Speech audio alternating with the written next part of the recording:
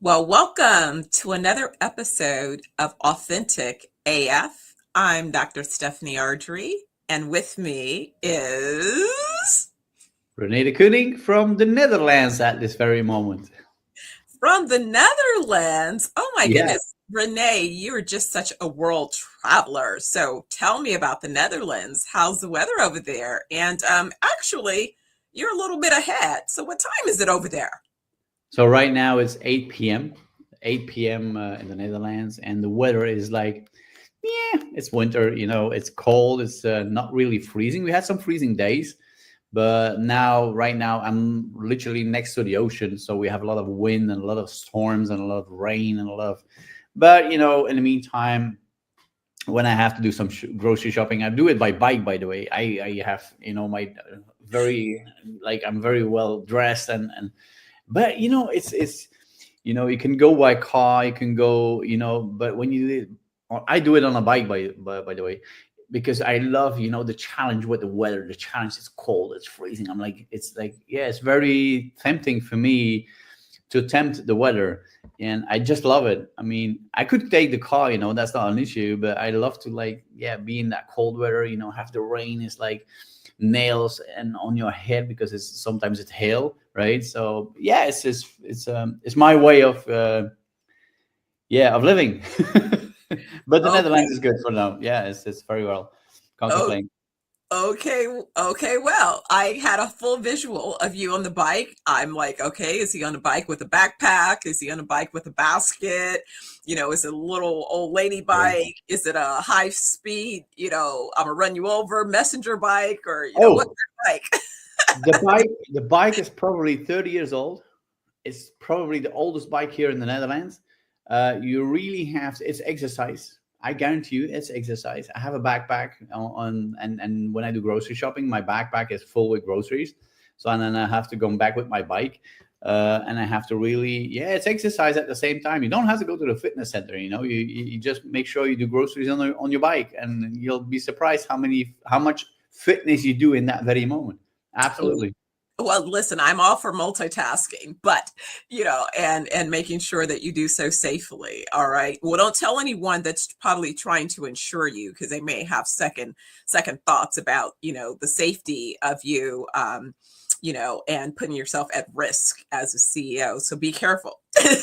Yeah, yeah, yeah. No, no, absolutely, absolutely. That's for sure. Well, I'm That's so excited about our topic today because I think this is a great time to really think about our topic, building authentic relationships, the role of communication and networking, a lot of holiday parties and events, time to meet people. But I think a lot of times people get it wrong in terms of networking. And so there were two references for our topic. One, the story of LinkedIn and its purpose as a platform and the valuable relationships that are Mhm. there to be mined. But also, I don't know if you read the book by Keith Ferrazzi, Never Eat Alone, and his ideals about, building authentic relationships through effective communications and how that's so important in networking. I think most people get networking wrong. You go to an event and people press a business card in your hand and walk away and they think that they have exchanged some type of networking communication, or the people that share information and that you respond and they never follow up, so it's like, well, what was the point, right? You weren't really Yeah. trying to connect. What are your thoughts? Well, most of the time that business card lands in the garbage can when they arrive at home. And I know people, they save the business cards, and then 10 years later have a box full of business cards, and then they put it in the garbage can anyway. So business card today more than ever, it might be important. I don't have any business cards at all, but I do know that networking, what the book is all about with Keith Ferrazzi, is I never read the book, but his point is very, very important. Is like, hey, networking is the thing to do. But what I miss with people is, and I had it's funny we talk about this right now, is that I had a 2 day coaching session in Belgium with a CEO, and I said, could you, like, present yourself in 60 seconds? What do you do? Who are you? And he says, man, that's difficult. I said, why? I said, well, in 60 seconds. I mean, like, just tell me, who are you? What do you do? And why would I become a client in your company? And he says, well, I said, let's do an exercise. I knew that was going to happen because that is what's happening with a lot of people. They take the convenience of having a business card and say, here, this is my business card. Call me when you need anything or whatever, and this way you have my information. And that's not how it works. People are not interested. They said they want to know, who are you, what do you do, and if you can touch that emotional string, like a guitar, a string, right? If you can touch that emotional string with a person and say why you do what you do, I guarantee you people say, oh, I want to know more, right? Because in everything, everybody buys on emotions, based on emotions. That's for sure. And there's an amazing video about the golden circle, talking about people say what they do, they say how they do it, but they forget to say why they do it. And it's the why that is so important. And I said, listen, let's ask some questions. And he says, what do you mean? I said, I'm going to ask you 6 open questions starting with the W and then 1 with the H. And he said, what are you talking about? I said, why are you doing what you're doing? What are you doing? Where are you doing it? Which is the best client for you? How do you do it? So the 6 W's and H's: why, what, where, when, who, which, and where, and when, and whatever. You know what I mean, right? So when you ask yourself that question and you answer that question, and then with those answers you make 1 sentence, you'll be answering every single question about what people have about you. And you'll say, people, hey man, nice to meet you. Hey, what are you doing? And then you pitch that. You answer every single question, and people say, oh, wow, that's interesting. Tell me more. But a business card, people like to be comfortable. Hey, this is my business card. This is not networking. Networking is more than that. Networking is saying, hey, I do, why do I do it? What do I do? How do I do it? But in a very short period of time, like maximum 60 seconds. And that's what I did with our CEO. We practiced it. And he said, wow, this is amazing. I said, yeah, practice, practice, practice, practice, practice, practice. And I said, we're going to follow up on this. And I want you to tell me next time we follow up, I want you to tell me, and he's a big shot in Belgium, believe it or not. I want you to tell me, I want you to pitch me, who are you?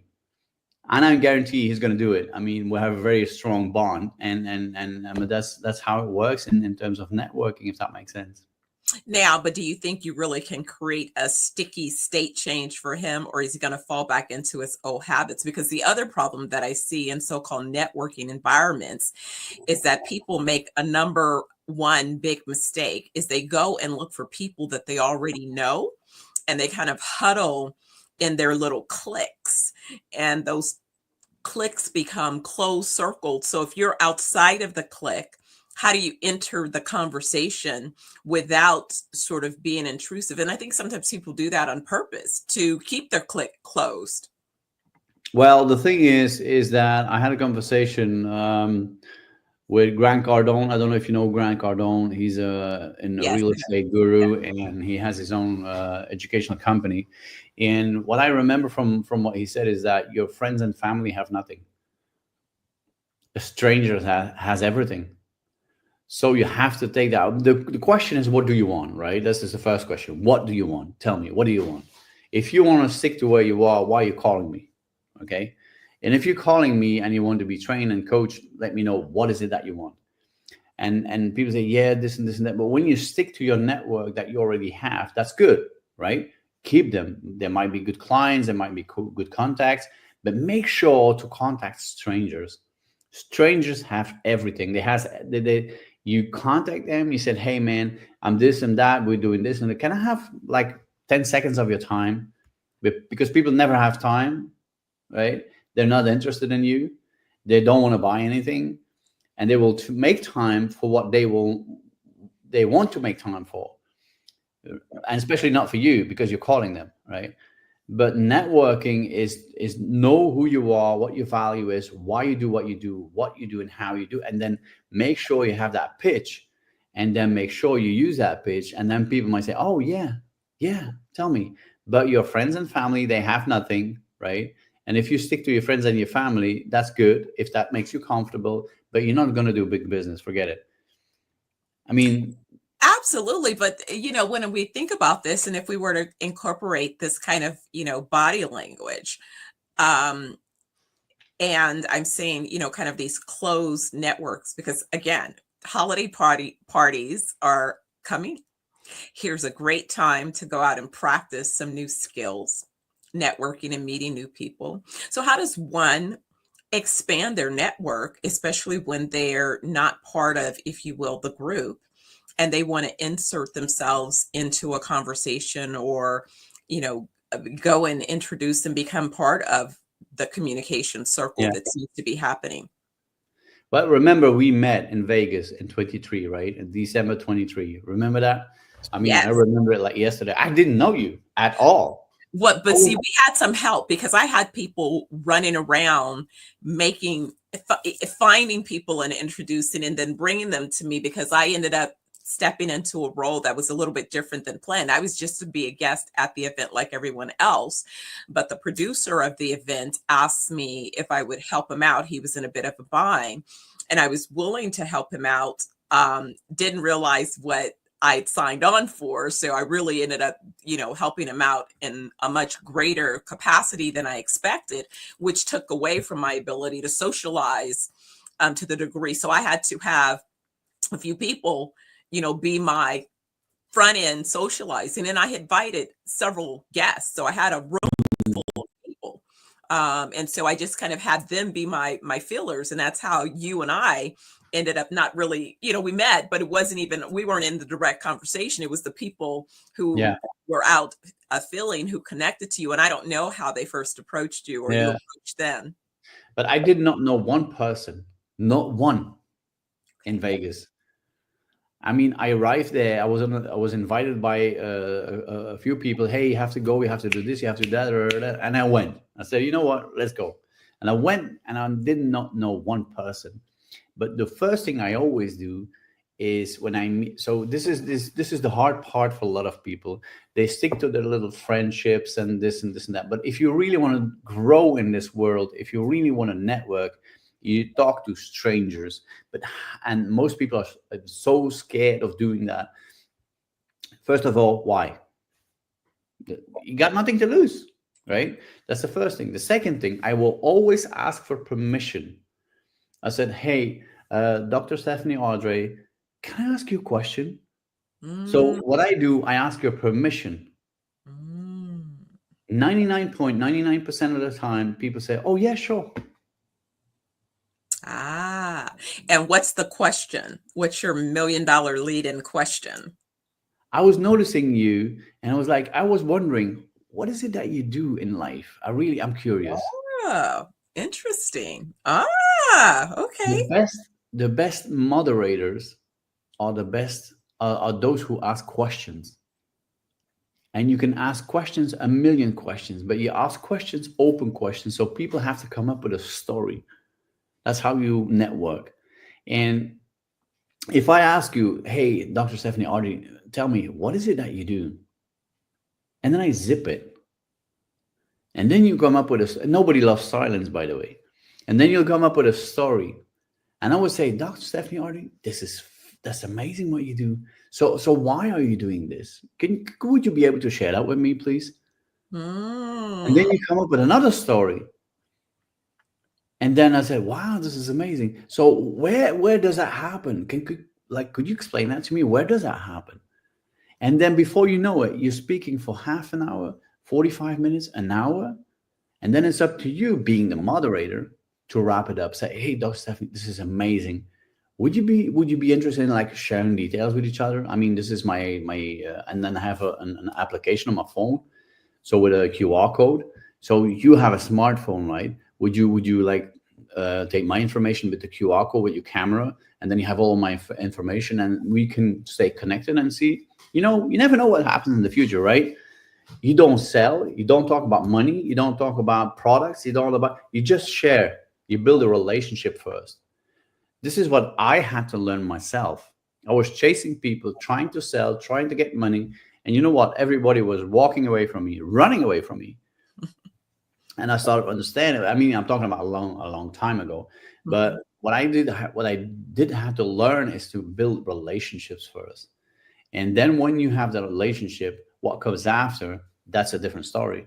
But it's that breaking the ice, hey, can I ask you a question? So you ask permission, and then you go with the why, what, where, when, who, which, and how questions. And then you will do all the talking. So I'll give you all the significance possible because you are able to talk. I'm not talking, you're talking. I give you significance. And Oh, in I terms of love body language, I will read your body language to see if you're lying to me or not, if there's congruency or not, because you are doing the talking, right? Now, based on the answer you're giving me, I can prepare my next question, and the active list goes listening. on and on and on. Yeah. So Yeah. that is how you network, and don't be afraid of connecting with a stranger you don't know at all. The only thing that can happen is no, thank you, next. That's how I You know, work. it's interesting because that's one of the things that I encourage, especially when I'm telling teams, and especially just my leadership team. If we're attending an event, then the goal is for everyone to spread out and be the only person in a at a table at open seating at a dinner event or a networking event. Everyone go in a different direction, again, so that you can meet different people, and each person can then sort of bring together who they've had an opportunity to meet. And if it is that those relationships are valuable for the team, then now we have a larger way of making impact. Another way that I also plan events is if I know that I'm going to a conference, and before I even decide to go to the conference, I usually look to see who the speakers are, and I'll look and see their bios. And if there's someone in particular that I know that I want to connect with, maybe I decide that there's 3 to 5 people that I really want to meet. So then I'll do a deep dive on those people and be prepared to meet them. I remember I wanted to meet this VC up in Silicon Valley, and he was going to be one of the presenters on a panel. And I did that. I, kind of took a deep dive, purchased his book, read his book, and even brought his book with me. And I just knew I was going to meet him. It was so interesting. And sure enough, when the opportunity presented itself, I was prepared to have a meaningful conversation. I could reference something Mm. that was close and personal to him, and therefore I stood out in that conversation. And so I think it made a little bit more of a meaningful connection because I was so prepared. I find it odd that people won't even prepare themselves when they're coming to interview with your organization, much less when they're thinking about meeting you. And it's so easy to Google people these days. Yeah. I always ask people, when was the last time you Googled your own name? Um, And when was the last time you went on your Facebook, your Instagram, and your LinkedIn? And if you would be a total stranger and read what you posted, what would your opinion be? What would your idea be about yourself? That's and people, oh,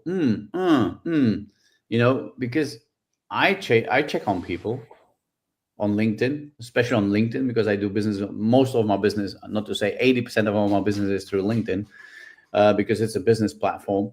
But on Instagram, and somebody asked me, "Are you on TikTok?" I said, "Absolutely." With my business, I'm not dancing, I'm not singing, but I'm there with my business. The reason I'm on Medium, on TikTok, on Tumblr, on X, which was Twitter before, on all these I'm on 27 platforms, by the way. The thing is, I had a conversation with Gary Vaynerchuk, and it was in London in 2018 backstage, and he said you should be on at least 10 different platforms, or you don't have any reason of existence in this industry. wow. And I said, I'm on 27. He says, God bless. I said, thank you so much. So, Wow. Well, then I have work to do. yeah. But the thing is that is also part of networking, being on social media. Make sure your social media is clean, is related to what you do. If that's important, that is. I mean, it has to be important. Some people say I'm on Facebook just for family things. I say, okay, that's no problem. But do know people will check you out if they want to do business with you. And I check people out if I want to do business with them as well. I have a new people, a new person now starting the 6th of January on Monday in sales. I checked the lady out. I said, I want to know who that is. I mean, this is normal. This is a normal way of, I mean, and people check me out, and people Yeah. call me, they check me out and say, Rene, I was looking at your profile and said, and who are you? you know, yeah, but it's very important to be on social media, but it's also very important if you're building a business to make sure that your social media is clean, that your social media, if people check you out, that it is related to your business. That is, if that is important in that very moment for you, for your business, that is, you have to take a decision yourself. But for me, if you look on my social media, I think 0.0001% might be one photo of myself, so privately taken in the UK or whatever, but you're not going to find too much of myself, because I took that decision to make sure that my social media platform is related to my business. And in the end, you are using social media, and what happens to a lot of people, social media is using them. And that's something that Prince used to say, the singer, the singer Yes. Prince. He used to say that in the 90s, when internet was not really known, he says, make sure you use it and it doesn't use you. Very Yeah. valuable points. But also, we also have this culture where I would say which again is why we decided with this authentic AF conversation, is because what I realized was there's so many folks who can't seem to discern between the truth and fiction. And there is a desire these days, especially when I'm in the huddle with millennials, where the conversation is not just about the brand that you're building, but who's building the brand.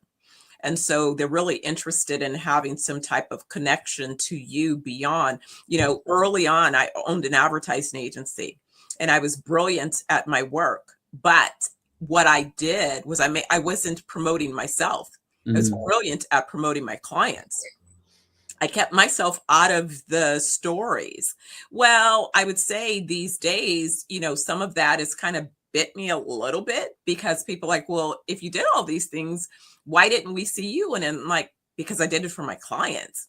It wasn't about promoting me. There were some people that I actually won accounts because they were so busy self-promoting, but they were negligent in taking care of the client outcomes. That was never my problem. My clients had great success. And I was actually doing a list of case studies just as a refresher, but I was looking for some information and I came across some of the stuff and I'm going, wow. If I just wrote out all of the different case studies, and then also I had cases where I spoke and there were individual evaluations, and at the time it seemed as excessive that if I was doing, say, a 6-week training session, maybe that met twice a week, that after each session they completed an evaluation, but I have thousands of evaluations. And those kinds of things. So it's like, no, I have the receipts. They're just not public in ways that you see. And so of late, it's been a bit of a conversation of how do you bring some of these things into today's current digital environments that demonstrate the credibility or the history of who and what I have done, who I am, how I've done it, but more importantly, what that has to do with what it is I'm building, because I really have been building, building blocks, I like to say. So my history has been strategic for my right now and my future. Well, it's yeah, it is very important to, if you build a business and you're serious about your business, is to make sure you have pictures and videos as much as you can. Testimonials, people speaking in front of the camera. I was in the Middle East a couple of weeks ago, and I was asking the organization, can I have like 3 4 people speaking in front of the camera, sharing the experience that they had with my seminar? And there was not one that wanted to do this because they were all so shy and a bit scared of cameras and scared of, I said, well, I mean, 3 or 2, or I mean, at least a couple of people. And they did a big effort. And finally, I ended up having 3 people doing a testimonial in front of the camera. But that testimonial on the in front of the camera, I'll put it on my website. And why do I do that? Is because I'm building credibility. I want people, and I was not there during the interview. It was somebody from the company that interviewed their own employee, and they were like having a conversation about what it was all about, and I was not there. And I was afterwards, I was watching the video, and I was like surprised. People say this, they say that, what they learned, what the experience was. I said, wow, that's amazing. So I put it on my website. Now, next time when somebody is checking me out, because they're going to check me out, they're going to check you out, they're going to check everybody, whatever they call somebody, they want to check out, do you have a website? Yes, that's the first question all the time. Can I have your website? And then they go through the testimonials and they go through the gallery. They know what you do, but they want to see proof. What is your credibility?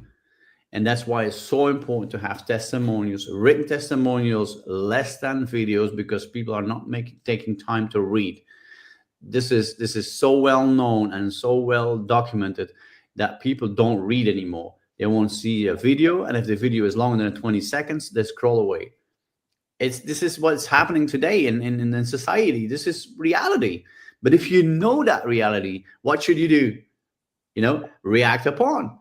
And that's what I do with my testimonials. I keep them short, to the point, and lots of pictures, lots of testimonials. And then when you have that online on your business platform, or on your website, or on your LinkedIn, or whatever it is, people will look at you like, oh, and then they will send you an email. Hey, when can we have a Zoom? And then you build a relationship. You ask questions. You don't talk about your product. You don't talk about money. You don't talk about invoices or offers or whatever. You build a relationship. And it's that relationship, that's what I learned, is that with that relationship, you're going to make more money than ever before. But if you sell something for $1,000, and just because you want to sell $1,000, you might sell $1,000. But if you don't sell $1,000, but you build a relationship, long term, you might sell for $20,000 or $100,000, because you work long term, because you build the relationship first. And that's so important. When you want to build that relationship, people will check you out. And if you don't have any pictures on your website or on social media platform, or don't have any testimonials, they'll scroll away. They say, oh, another trainer, there's 1,000 living next door, and there's 1,000 there. And that, you have coaches and trainers everywhere today. But if you have credibility, then there are people who say, oh, interesting. And make sure, maybe this is what I would like to add too, if you network, is to make sure you have a niche. And I remember 30 years ago, somebody said that to me as well. I had a supermarket with all kinds of personal development products, and I didn't have any clients. I said, how come? I'm so good at this. I'm doing this, I'm doing this, I'm doing that. And I used to teach in the armed forces. I know what teaching is. It's not about the teaching, but I had too much in my supermarket in terms of personal development products. And then somebody said, Rene, you have to have a niche. And I went and I said, yeah, sure. And I went home and I said, what's a niche? That's how I started. I didn't know what a niche was. But then, slowly, bit by bit, now we're 3 decades further in down the road. And it's so important to have a niche, in the sense that make sure you specialize in something. Because if you have too many products, people are not interested. They want a solution for their specific problem. And if it's body language, or it's changing a mindset, or it's grieving. I have a lady, she's into grieving, teaching people how to grieve about when they lose somebody. It is amazing what she does. And she has so many clients, but she's specialized in a special niche, right? And it's the same for you. It's the same for me. It's the same for everybody else. I mean, would you agree on that? Oh, absolutely. I would say that, really, it's true. When I think about mindset, and where my focus on mindset is around, resilience, launching something new, innovating. right? And that's a different type of mindset that's necessary, because it's a mindset that says, hey, I'm going to be creating something where there's not necessarily a roadmap. So the fact of the matter is that I'm not going to necessarily be able to lean into community buy-in. Many people are not going to understand what it is that I'm up to. So how far can I go on my own? Mm. And what kind of tools must I have available to keep myself motivated when I see something that no one else sees yet? A visionary. I'm a visionary. I've always been a visionary. I tend to see 10, 15, 20 years ahead, a futurist is what they call it these days. So, what does a mindset of a futurist look like as it relates to executing on what it is that they see, but more importantly, being able to sort through what you see, because not Mm. everything that you see is something that you want to lean into. Some of the things that you see, you go, okay, that's information. I'm glad to have that information, but that's not necessarily what resonates with what I'm up to. And I think it's really critical, especially when we talk about this stage where, again, you have, people retiring every day. You have people exiting from a particular phase of their journey and entering a new phase. So what does that look like? And if you've done something for the last 20, 30 years, but now you're looking to do something new, you may have some of the tools that you're bringing into that thing new, but truthfully, if it's something new, then it requires you to develop new skills. And a lot of Mm. times, the process of developing those skills, you've gotten a little rusty. You've been basically doing the same old things that are easy and that are comfortable. When we talk about change management, change is, you make a decision in an instant, but then can you lean into that decision every single day in Yeah. order to execute? And in terms of innovating, is like, what's your X factor? What difference do you make in the world? Nobody does. And is that X factor? It changes all the time. It enhances. There's a new X factor, and then a new. That's called innovation, right? And when you innovate and you are on LinkedIn, and if you want to network on LinkedIn, and if you're serious about doing business, I can only say go on LinkedIn. Make sure you have a premium whatever account, and make sure you use it to the fullest of its potential, because LinkedIn is amazing. I've been working on LinkedIn for so long now. I got 20,000 plus followers. The thing is with LinkedIn is that people are serious. They're company CEOs and leaders, and but make sure then that you know what you're talking about. Make sure you get a niche. Make sure when people ask you, hey, what is it that you do specifically? Can you give me an answer that makes sense? Where most people would say, oh, good question. Didn't think about that one, right? Make sure you have an answer ready. I mean, when people say, what do you do? I'm teaching body language, because if you realize that 93% of all communication is nonverbal and 80% of society is not even using it, would that make sense to dive into that, to grow your business, to go to that next level? And you go like, interesting. I want to know more. I want to know more about that, right? And it's the same for you with mindset, right? If you have a specific sentence that you use with a question at the end, an open question, we're like, oh wow, interesting. I want to know more about it.